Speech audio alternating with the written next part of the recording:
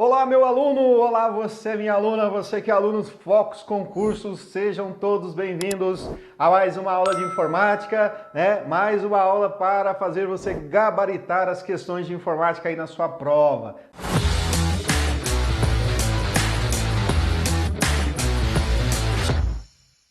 Eu, professor Érico Araújo, tenho essa missão, né? Fazer com que você entenda essa disciplina de uma maneira fácil, de uma maneira simples, para você chegar na sua prova e colocar lá, né? Nesse caso, dessa aula de hoje, que a gente vai falar para a prova do DPEM, né? Para que você chegue lá na sua prova e coloque certo ou errado e tenha certeza de que marcou a alternativa correta. Isso é importante demais, né? Hoje, nas nossas provas de concursos públicos, você não pode menosprezar essa disciplina de informática.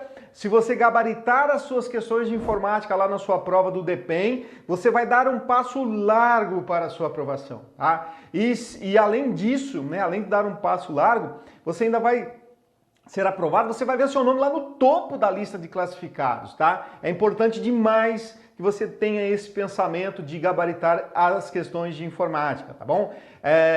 Não importa se a questão tem um peso menor ou um peso maior, né? Às vezes questões que têm peso maior são questões que todo mundo acerta. E aí qual é a diferença, né? Uma questão que tem um peso maior, mas todo mundo vai acertar. Não tem diferença nenhuma, você tem que acertar as questões, aquelas que a maioria erra, né? Porque o que todo mundo vai acertar, você vai acertar também, né? Então, é claro que todas as disciplinas são importantes, mas tem alguns concurseiros, alguns alunos que focam muito no peso da questão. Não é isso que você deve fazer para a sua prova. Você tem que ir lá pensando o seguinte, eu tenho que gabaritar, e acabou, né? Tem que, ou menor peso, maior peso, eu tenho que chegar lá e ir quebrando tudo, ok? E a análise aqui é o seguinte, você tem que quebrar tudo, você tem que gabaritar aquelas disciplinas que a maioria tem dificuldade, né? E aí então você sai na frente, tá bom? Então essa é a nossa ideia. Então para você que vai fazer a prova, né, no Departamento Penitenciário Nacional, né, quer ser um policial penal, lá no nosso edital tem noções de vírus, worms e pragas virtuais, tá? Então aqui a banca ela deu um direcionamento e ao mesmo tempo ela abriu o leque, né? Isso é comum aí dos nossos examinadores, né? Então por que colocou vírus, worms e pragas virtuais? Não, colocasse malwares ou pragas virtuais ou, sei lá, códigos maliciosos, pronto, estava tudo certo. Mas aqui ele disse, eu vou cobrar vírus, vou cobrar worms e pragas virtuais. Pragas virtuais, meu amigo, pode ser qualquer coisa, né? O que vier na cabeça dele ele pode cobrar, tá? Então vamos, nesta aula de agora, passar algumas informações importantes e detalhe, né? Aqui eu vou falar palavras-chave para você acertar a questão na sua prova, tá? Isso é o que é importante nesse momento, tá bom? Vamos lá. Primeiro que a gente vai falar aqui é o que começa lá no nosso edital, né? São os vírus, né?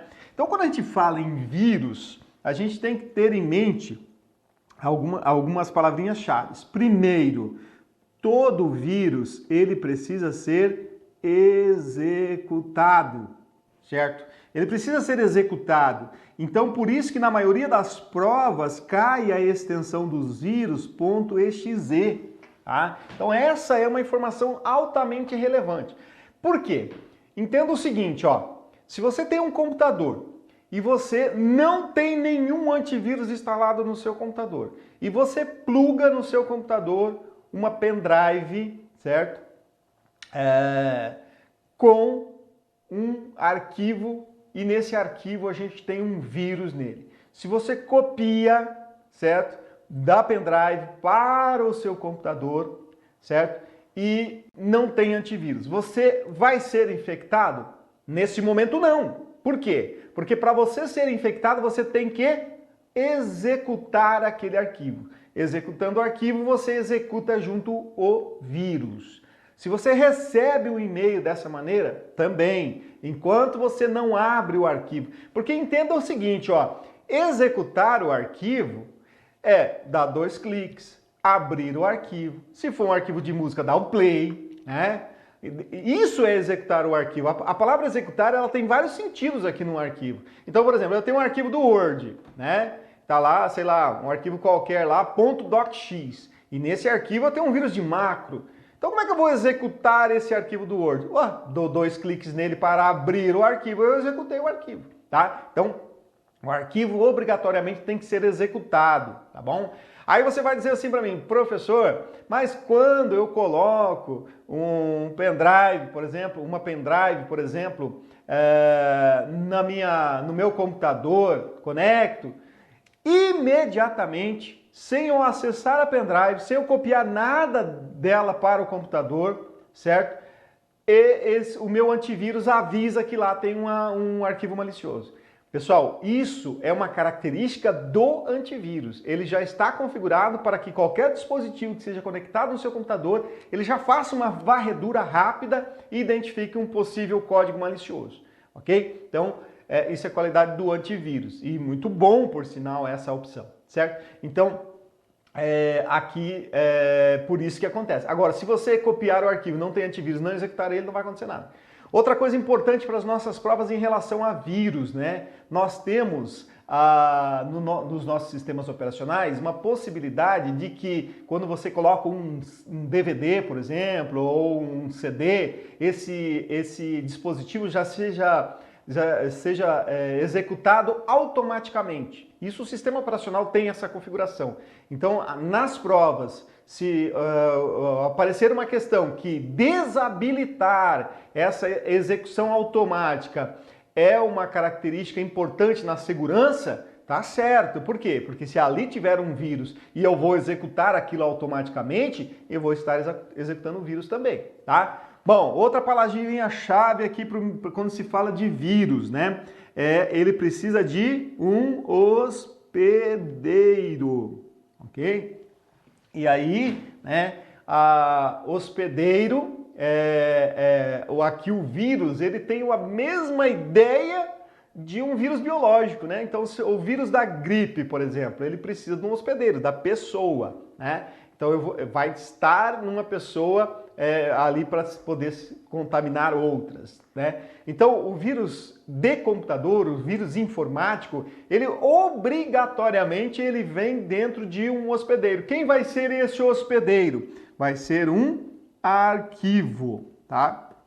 Então, o arquivo é o hospedeiro dos vírus de computador, de informática, de tecnologia, vamos dizer assim, tá? Então, essas são as duas palavras que vai te nortear para a sua prova. Então, o vírus obrigatoriamente ele tem que estar dentro de um hospedeiro, de um arquivo. Esse arquivo pode ser um arquivo de texto, pode ser arquivo de música, tudo que você pensar em termos de arquivos, né, podem ser um hospedeiro, a não ser arquivos puros, como por exemplo arquivos TXT, por exemplo, eles não são passíveis de contaminação de vírus, tá? Arquivos puros. Mas a grande maioria sim, nas provas vai cobrar a grande maioria, tá? E a outra parte é que, estando dentro desse arquivo, eu preciso executar esse arquivo para poder ser contaminado, tranquilo?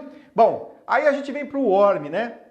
O worm, ele é totalmente ao contrário do vírus, por isso que a banca tá lá fazendo referência aos dois, né? Porque o worm, ele, aqui, ele não precisa ser executado, tá? Então, o worm, ele, quando você recebe um código malicioso dessa natureza, um worm no seu computador, eu não preciso executar ele para que ele me contamine. Ele chegou na minha máquina, ele já está causando caos, né? Já está causando a destruição total, né? Então, o worm, além de ter essa característica de não precisar ser executado, né, que ele já vai começar a fazer o trabalho do mal dele, ele tem alto poder de destruição, né? Certo? Então essa é a primeira característica. Outra característica, ele não precisa de hospedeiro, tá? Então o worm não vem anexado em um arquivo, você não precisa baixar um arquivo, não. Ele próprio, o worm, já é a ameaça, tá? Uma vez você adquirindo ele já, como eu acabei de falar, ele sai fazendo a destruição dele.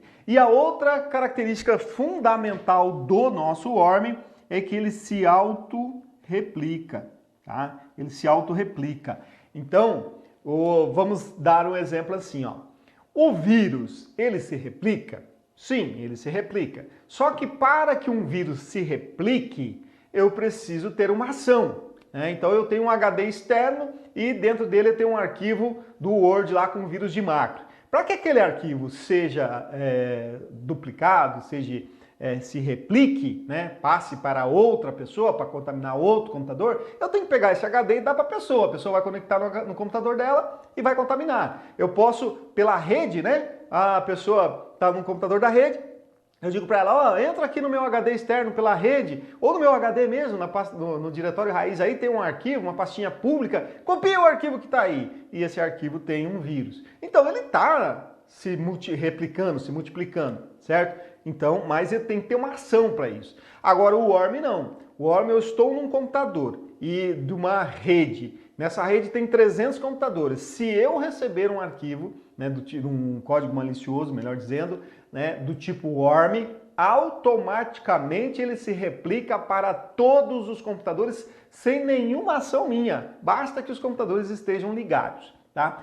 O worm, ele é uma das piores pragas virtuais do momento, tá? Por quê? Por causa daquilo que eu acabei de falar. Além de ter um poder de destruição muito grande, os worms, eles têm uma capacidade de proliferação muito grande, né? Por que isso? Vocês já imaginaram, por exemplo, se um super worm cai numa rede social tipo o Facebook, em segundos infecta bilhões de pessoas, né? E outras redes sociais. A internet hoje está muito fácil de ser acessada e então, se um worm cai na rede mundial de computadores, facilmente ele será disseminado, né? Por quê? Porque também tem a situação de que a maioria dos usuários não tem a proteção devida, né? Não se precave, né, de modos e meios de proteção, como antivírus atualizado, firewall, né? Eles não se cuidam de maneira eficaz. E mesmo órgãos do governo e grandes empresas que têm esse cuidado, mesmo assim os worms têm poder de destruição. Por isso que os governos gastam muitos milhões de dólares, ou bilhões de dólares por ano, né, para se protegerem de possíveis ataques de worms, né, de terroristas, de, sei lá, tá brigando aí com outro país aí, tem que se proteger, né? Então existe essa guerra fria, né, ainda nos dias atuais de um país com o outro, ok? Então, o worm tem que tomar muito cuidado com prova por causa desses detalhes, né, que são características específicas aqui do nosso worm. Muito bem, pode aparecer na nossa prova também o Trojan, né? O Trojan, que pode aparecer com o apelido de cavalo de Troia, Trojan Horse, né? Que o Trojan tem aquela ideia realmente do cavalo de Troia, lá né, o presente de grego, né, que estava cheio de soldadinho lá dentro para invadir lá e tal, aquela coisa toda que vocês conhecem essa história aí. Bom, no caso aqui de códigos maliciosos é a mesma ideia, né? Normalmente nas provas aparecem assim, ó, que você baixou um arquivo inofensivo ou que você copiou um arquivo inofensivo e dentro dele vem um código malicioso. Isso é uma forma de infecção do modo Trojan, né? O arquivo era tranquilo, um joguinho lá que você baixou para o seu filho, mas dentro dele tinha um código malicioso, tá escondido. E uma das características que envolvem muito as questões em provas em relação ao Trojan, às vezes é uma comparação com o vírus e algumas vezes o que ele faz realmente. Bom, comparação com o vírus. Quando você tem o seu computador infectado por um vírus, você vai perceber isso, certo? Você vai perceber que o seu computador vai ficar mais lento, que o seu computador vai ter arquivos corrompidos, que o seu computador vai ter arquivos excluídos sem você ter excluídos. Existia até pouco tempo atrás um vírus que duplicavam aí as suas pastas, vírus de duplicava as pastas, não, criava atalhos, né? Vários atalhos lá no seu computador, você ficava desesperado porque você percebia que era uma coisa estranha. Ele pode reiniciar seu computador sem o seu computador ter problema de hardware, né? Do nada o teu computador reinicia, e quando reinicia volta estranho, tá? Então o vírus você vai perceber, ele vai dar, o seu computador vai dar, né, informações, vai dar características de que está contaminado por um código malicioso do tipo vírus, tá? Já o Trojan não, quando você recebe ele se instala na sua máquina e começa a atuar sem que você perceba. Essa é a ideia. Ele já vem escondidinho, para que você não perceba e ele se instale lá e ele vai poder fazer o que no seu computador? Ele pode, por exemplo, roubar senhas, abrir portas do seu computador, tudo isso sem você perceber. Tá tudo normal, mas por trás desse normal, né? Tá lá as suas senhas, por exemplo, sendo roubadas, as teclas do seu atalho sendo capturadas, né, por algum software lá que faz isso. Então, o Trojan tem essa característica, tá bom? Backdoor, né? Backdoor também, certo? Aparece aí nas nossas provas e ele tem um apelido, que é porta dos fundos, ok? Porta dos fundos. Bom, aqui eu vou fazer um desenho para vocês entenderem bem isso, tá? O que que acontece? Olha só, eu tenho aqui uma intranet, aí eu tenho um servidor. Nesse servidor aqui, ó, eu tenho vários computadores conectados a esse servidor. E aqui, ó, o fio TP, né, par trançado, RJ45, aquela coisa toda. E aqui eu tenho proxy instalado, eu tenho antivírus instalado em todas as máquinas, certo? E tenho um firewall, instalado e configurado. E nós sabemos que o firewall ele tem portas, né? Várias portas aqui no firewall, tá? Um exemplo, por exemplo, aqui ó, pode ser a porta 80. A porta 80 é por onde entram e saem, né, os protocolos HTTP e HTTPS. Nós sabemos que HTTP e HTTPS está diretamente relacionado com internet. Então, se eu fechar essa porta aqui, ó, ninguém vai conseguir acessar a internet, tá bom? Então, o firewall faz isso, estando configurado ali corretamente.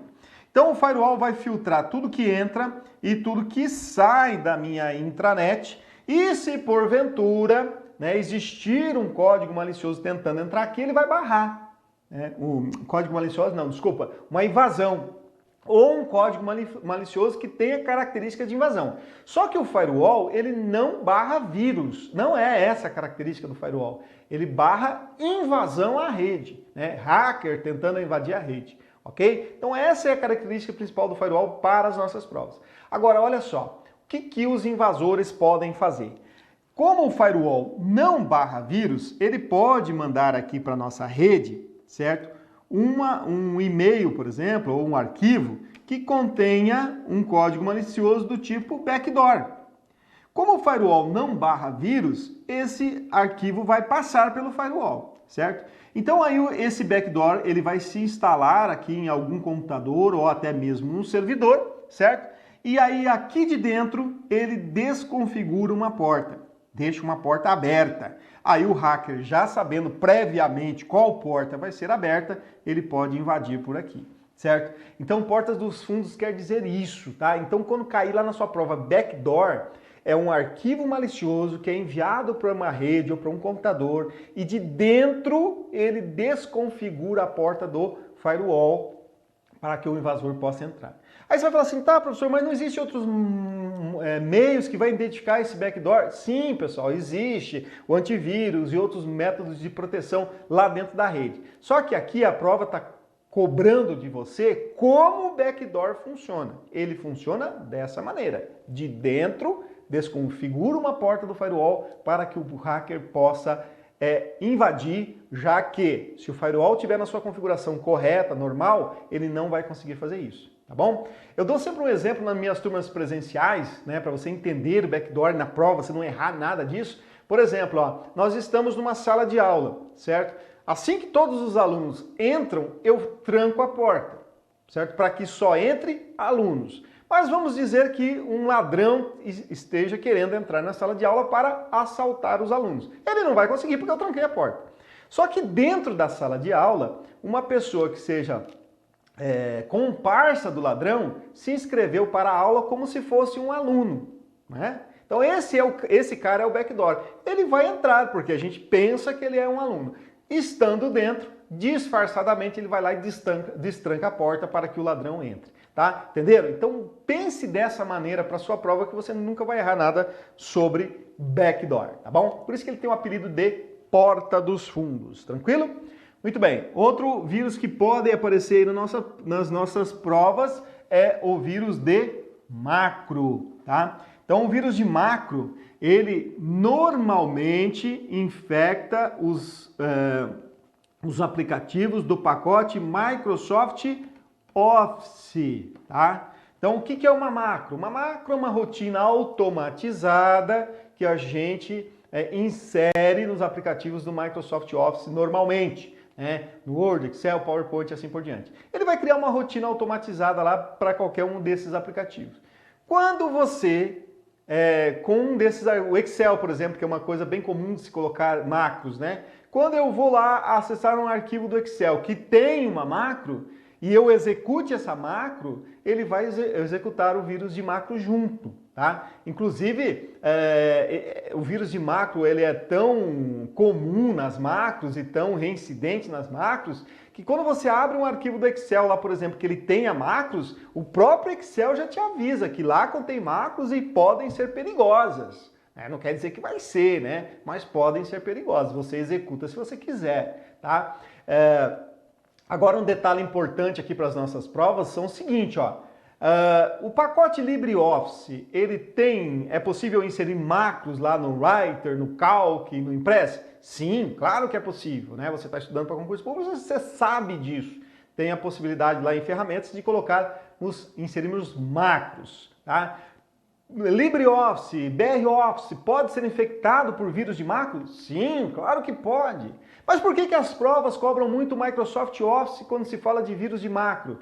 Porque o Microsoft Office é o pacote, né, é a suíte de escritório mais utilizada pelos usuários. Então tem muito mais gente utilizando o pacote Microsoft Office do que o LibreOffice. Então, o atacante, se ele vai criar um vírus de macro, é claro que ele vai criar aí para o pacote Microsoft Office, principalmente, né, porque tem uma tendência aí muito grande do pessoal usar aí pirata, né, o pacote Microsoft Office, já que ele é um software proprietário, tem que ser pago e tudo mais. Mas a grande maioria da galera aí usa piratão, né? E aí, por isso que a incidência de vírus de macro é muito mais em Microsoft Office. Mas na sua prova, se cair que o LibreOffice, né, pode conter macros e essas macros podem conter vírus, certíssimos, tá bom? Certíssimo, tá bom? Muito bem, próximo que a gente vai ver aqui são os sniffers, tá? Sniffer para nossa prova, ele pode aparecer lá com o apelido de farejador, né? Farejador, cão farejador. Por quê? Eu vou fazer um desenho aqui rapidamente aqui para vocês entenderem o que é o sniffer, né? Olha só, eu tenho uma rede de computadores aqui, ó, aqui tem um switch, tem uma rede, aqui tem um servidor, ok? Vou botar mais um computadorzinho aqui, ó. Aí esses computadores estão ligados aqui na rede com o fio TP ou par trançado, tá? Muito bem, então aqui tem uma rede. Então o que acontece? O atacante, ele coloca aqui um sniffer aqui na rede, tá? Coloca um código malicioso aqui que fica circulando aqui na rede. Esse é o sniffer, tá? E o que ele faz? Lembra que tudo que circula numa rede circula em forma de pacotes. E dentro desses pacotes só existem os números binários zeros e uns. Então, o sniffer, uma vez estando na rede, ele fica observando esses pacotes, fica farejando esses pacotes, por isso que ele tem o apelido de farejador, certo? E se ele observar que nesses pacotes existem alguma informação que ele acha importante, daí vai ser configurado para ver o que é, o que não é importante, senha, por exemplo, número de cartão de crédito, né? E outras informações que o atacante acha irrelevante, ele vai copiar esses pacotes e mandar para quem instalou ele lá, tá bom? O sniffer faz isso. Agora, qual é um cuidado grande também que a gente deve tomar aí nas nossas provas, se tratando do sniffer? Pode aparecer nas nossas provas que o sniffer pode ser usado para o bem. Como assim, professor? Mas ele não captura pacote, não sei o que, papá? Sim. Só que o sniffer, pessoal, ele pode ser utilizado da seguinte maneira. Eu sou um técnico de informática, cuido de uma grande rede, né? Cuido da rede do DEPEN. E nessa rede nós temos muitos equipamentos, vários switches, servidores, computadores, né, conectados nessa rede, hub, roteador, né, conectado na nossa rede. E a gente percebe que a rede está com problema, em algum local da rede está tendo problemas de transmissão, de colisão de dados, de perca de informações. E a gente não consegue identificar, como a rede é muito grande, eu não sei exatamente onde está ocorrendo esse problema, porque é um problema interno da rede, né, de transmissão. O que o técnico faz? Ele pode colocar um sniffer na rede para que o sniffer, observando, né, os pacotes que estão percorrendo nessa rede, a transmissão da rede, ele consegue dizer para a gente aonde é que está acontecendo esse problema. Tá? Então ele é usado também para os técnicos aí de redes de computadores, tá? Então, se aparecer na sua prova que ele pode ser usado para o bem, para a manutenção técnica de uma rede, show de bola, tá certo, tá? Muita gente coloca errado, mas não está, tá bom? Próximo que a gente vai ver aqui é o phishing, né? O phishing, pessoal, ele aparece muito aí nos nossos concursos públicos atualmente, porque ele é uma coisa muito atual, está sendo muito utilizado, e porque o phishing, ele não é detectado por antivírus, tá? Os antivírus não detectam phishing. Por quê? Phishing, ele pode ser um e-mail ou um site fraudulento, certo? Mas como ele é um e-mail fraudulento, mas ele é um e-mail verdadeiro, ele não está causando dano à sua máquina, ele não está roubando informações da sua máquina. O phishing, ele faz com que a pessoa, por ingenuidade, por desconhecimento, por ganância ou por bizonhice, né? Eu sempre falo isso, né? A pessoa sabe que existe isso, recebe, vai lá e clica do mesmo jeito, né? Isso é bizonhice. Então, ele induz a pessoa a fornecer as informações que ele quer. Ele não obriga, ele não rouba, né? Então eu recebo um phishing lá de um banco, né? E eu tenho conta nesse banco e lá está dizendo que eu tenho que aqui, por exemplo, ó, eu coloquei um exemplo de um phishing aqui, ó, do banco Itaú aqui. Isso aqui é phishing, tá? Não é do banco Itaú verdadeiro, não. Então aqui, olha só, ele está pedindo pouca coisa, ele está pedindo só agência, conta, senha eletrônica, senha do cartão, 5 dígitos do cartão e data de nascimento. Poucas informações, né? Mas isso é um phishing. Eu só coloco essas informações se eu quiser. Ele não está me obrigando, tá? E aqui, né, no caso de phishing em relação a e-mail, existem muitas características de que isso aqui é um phishing, já que o antivírus não detecta. Primeiro, né, eu até circulei aqui, ó, você olha aqui para o endereço, ó, já não começa com HTTP e aqui não está escrito Itaú, ó, não está escrito Itaú, certo? Segundo, os bancos e órgãos públicos, IPRF, Polícia Federal, sempre aparece aí na mídia que eles não mandam e-mail para você atualizar nada, né? Se você precisa atualizar alguma coisa da sua conta, é lá na agência, lá com o seu gerente. Nada por e-mail, jamais, tá? Muito menos por celular, WhatsApp, nada disso, tá? E segundo, terceiro, melhor dizendo, normalmente nessas páginas que são phishing, assim, sempre tem algum errinho de português, alguma coisa inconsistente, que você vai perceber, pô, por que isso aqui não tá certo aqui nesse e-mail, tá? E no caso do e-mail, os gerenciadores de e-mail, já que o antivírus não detecta phishing, eles têm lá uma maneira de bloquear, não, melhor dizendo, de te avisar de que aquilo é um possível phishing. Você estando avisado, abre se quiser, tá? E no caso de site fraudulento, né, os nossos navegadores, eles já têm, né, filtro anti-phishing. O Firefox, o Google Chrome, lá na sua configuração padrão, né, você tendo esses navegadores atualizados, eles já têm lá configurados por padrão de que se você estiver num site que seja um phishing, ele vai bloquear. Se você estiver fazendo download de um site que seja phishing, ele vai bloquear. E no Internet Explorer e no Edge, né, esse filtro ele tem um nome, se chama filtro Smart Screen, tá? Então, phishing, lembre-se disso. E aí nós temos uma palavra que às vezes confundem os nossos concurseiros, que é o farming, né? A banca diz que o farming tem as características do phishing, né? E aí você fica na dúvida e erra. Não tem. O farming, ele é um phishing melhorado, só que ele atua de uma maneira diferente, tá? O farming, ele atua da seguinte maneira, ó, fazendo aqui um desenho bem rápido aqui para vocês. Olha só. Aqui é um servidor e aqui é uma máquina cliente. Então aqui, por exemplo, eu quero acessar a minha conta da Caixa Econômica. Eu tenho conta lá na Caixa Econômica, certo? Então, olha só, sempre que a gente fosse acessar um site na internet, a gente deveria digitar o número IP, né, da onde está hospedado aquele site. Né? Então, digamos aqui um exemplo fictício, tá? Dizemos que aqui o site da Caixa seria o 92.168.0.200. Fictício, tá? Aí, tudo bem, aqui quando eu estivesse aqui no meu Firefox digitando que eu quisesse entrar lá no site da Caixa Econômica, eu deveria digitar esse número IP. Só que veja só, pessoal, lá no início da internet isso era muito fácil, né? Poucos sites e tudo mais. Hoje nós temos bilhões de sites aí pelo mundo todo. Já pensou se você tivesse que guardar o número IP desses sites? Não conseguiria jamais. Para resolver esse problema, nós temos uma coisa chamada DNS. O que o DNS faz? Ele converte domínio em número IP, certo? Então o que ele vai fazer? Quando eu estiver aqui no meu Firefox, eu vou digitar www.caixa.gov.br. O domínio aqui é Caixa, né? O nome do domínio é Caixa. .gov é o tipo de domínio, BR é o país que está registrado.